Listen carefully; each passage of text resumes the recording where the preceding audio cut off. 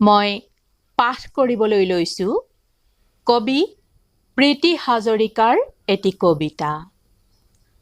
কবিতাৰ শিৰোনাম মহাবাহুৰ কথাৰে।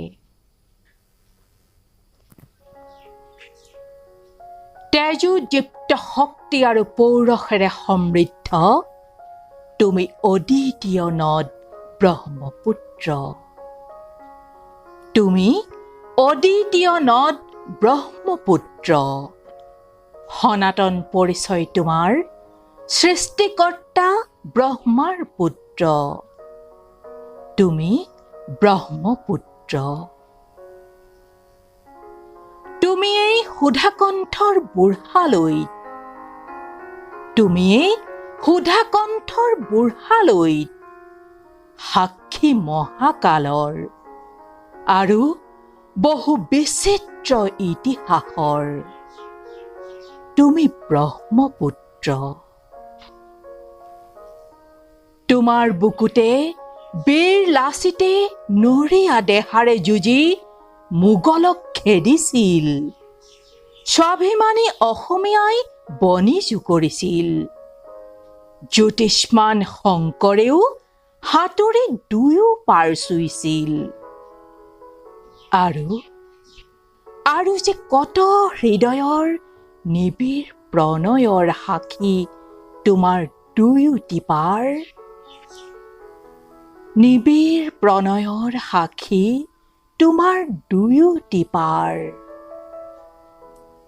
প্ৰেমৰ এই নিৰৱচ্ছিন্ন সুবাসী চাগৈ তোমাক এতিয়াও কৰি ৰাখিছে দুৰন্ত দুৰ্নিবাৰ। তুমি ব্ৰহ্মপুত্ৰ। তুমি যে ব্ৰহ্মাৰ পুত্ৰ।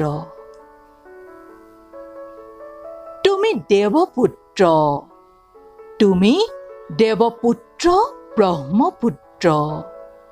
যি কাহানিও থমকি নৰয়, যিদৰে থমকি নৰয় কেতিয়াও তোমাৰ প্ৰিয় সন্তান অসমীয়া। যি কেতিয়াও থমকি নৰয়। উপেক্ষাৰ আধাৰত জ্বলা বেদনাৰ জুইত পুৰি অসমীয়াৰ হৃদয়ো যেন হৈ পৰিছে তপ্ত সুবৰ্ণ। অসমীয়াৰ হৃদয়ো যেন হৈ পৰিছে তপ্ত সুবৰ্ণ। যাৰ জ্যোতিয়ে ৰাজপথ ৰাঙলী কৰিও ইতিহাস ৰচিছে আপোন হাতেৰে। সপোনৰ সৈতে জীৱন যেতিয়া অভিন্ন হৈ পৰে, সপোনৰ সৈতে জীৱন যেতিয়া অভিন্ন হৈ পৰে, ইতিহাস সাক্ষী লক্ষ্য প্ৰাপ্তিক কোনেও ৰুধিব নোৱাৰে। উপেক্ষা কৰিলেও সত্যক জানো কোনোবাই অস্বীকাৰ কৰিব পাৰে? তোমাৰ আশীষ হওক প্ৰেৰণাৰ অন্তহীন প্ৰবাহ।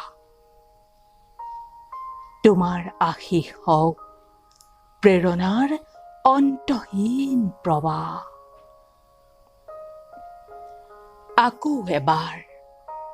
আকৌ এবাৰ আমাৰ পৰিচয় হওক কেৱল মাথো অসমীয়া।